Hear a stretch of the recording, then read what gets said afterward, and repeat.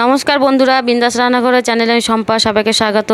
আজকে আমি আপনাদের কাছে আর একটা নতুন রেসিপি নিয়ে এসেছি বা শেয়ার করব। তো এইখানে ডিম দেখতে পাচ্ছেন। আজকের রেসিপি হলো ডিমের ডালনা। তো এইভাবে আপনারা ডিমের ডালনা করে খান, খুবই ভালো লাগবে। আর ভিডিওটি অবশ্যই আপনারা স্কিপ না করে পুরোটা দেখবেন। তো আমি এইখানে এখন কড়াই বসিয়ে দিয়েছি।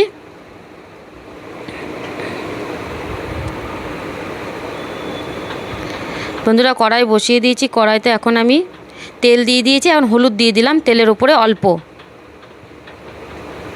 একটু খুন্তি দিয়ে আমি হলুদটাকে নাড়িয়ে নেব,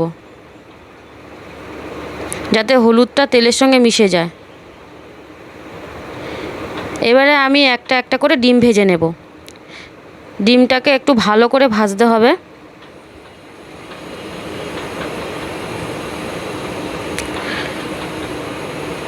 ডিমটা এক পিঠ ভাজা হয়ে গেছে, আমি আর এক পিঠ উল্টে দিয়েছি। তো আমি একটা সামনে দিয়ে দেখিয়ে নিচ্ছি। ডিমটা ভাজা হয়ে গেছে, তুলে নিয়েছি। এখন আমি তেল আছে এই তেলের মধ্যে আমি এখন আলু দিয়ে দিলাম। আলুটাকে আমি একটু লাল লাল করে ভেজে নেব।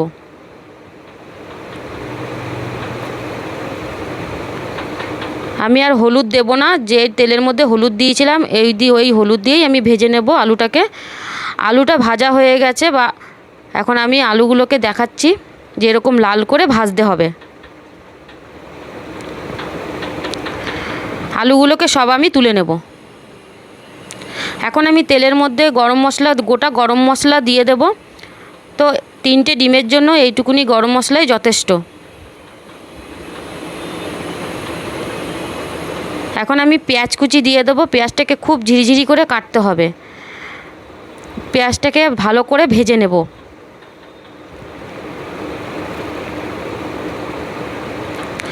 পেঁয়াজটা ভালো করে লাল লাল করে ভাজা হয়ে গেছে। এখন আমি এর মধ্যে আদা, রসুন আর লঙ্কা পেস্ট করে রেখেছিলাম দিয়ে আমি কষিয়ে নেব। অল্প জল দিয়ে দেব।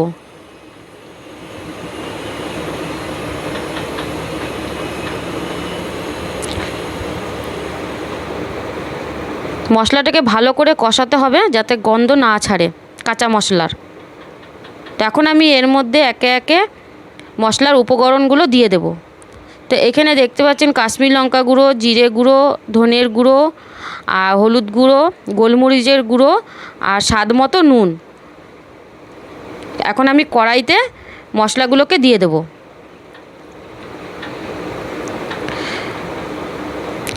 অল্প জল দিয়ে আমি মশলাটাকে আর একটু ভালো করে কষিয়ে নেব।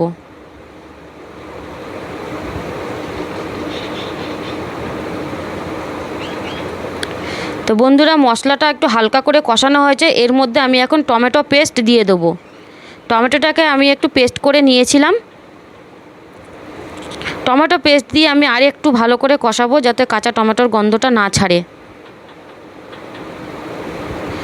মশলাটা কষানো হয়ে গেছে। এখন আমি এর মধ্যে অল্প গরম মশলা দিয়ে দেব। যেহেতু আমি আগে গোটা গরম মশলা দিয়েছিলাম, তো এখন ওই জন্য আমি গুঁড়ো মশলা অল্প দেব।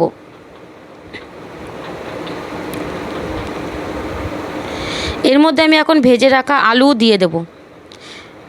ভালো করে আলু দিয়ে কষিয়ে নেব। তো বন্ধুরা, ভিডিওটাতে আমি এক হাতে ভিডিও করছি আর এক হাতে আমি রান্না করছি, অবশ্যই একটু পাশে থাকবেন। খুব কষ্ট করে ভিডিওটা করছি। তো এখন আমি এর মধ্যে অল্প জল দিয়ে দিয়েছি। আলু দিয়ে মশলাটাকে ভালো করে আমি কষিয়ে নিয়েছি। এখন আমি পরিমাণ মতন এর মধ্যে জল দিয়ে দিচ্ছি।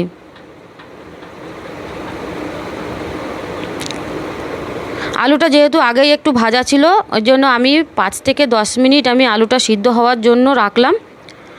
তো ঝোল ফুটে উঠেছে বন্ধুরা, দেখতেই পাচ্ছেন। আর খুব সুন্দর একটা গন্ধ বেরিয়েছে। আমি একটা আলু কেটে দেখাচ্ছি যে সিদ্ধ হয়ে গেছে।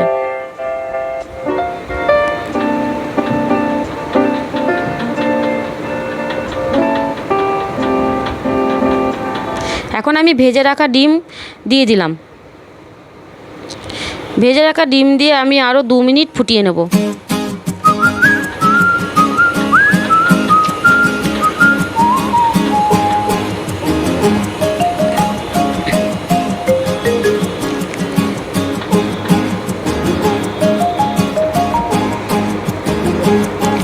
হাতে ভিডিও করতে খুবই কষ্ট হয়। বন্ধুরা একটু আমার পাশে থাকবেন অবশ্যই, আর একটা লাইক করবেন আর কমেন্ট করে জানাবেন ডিমের ডালনা কেমন হয়েছে। আর প্লিজ প্লিজ একটা সাবস্ক্রাইব করে দেবেন। তো একটা আমি ডিম সামনে থেকে দেখিয়ে দিচ্ছি। আর ডিমের ঝোলটা খুব একটা পাতলাও হবে না আর খুব একটা গাঢ়ও হবে না, তো একটু মিডিয়াম ধরনের ডিমের ঝোলটা হবে। তো এইভাবেই আপনারা করবেন, খুবই ভালো লাগবে।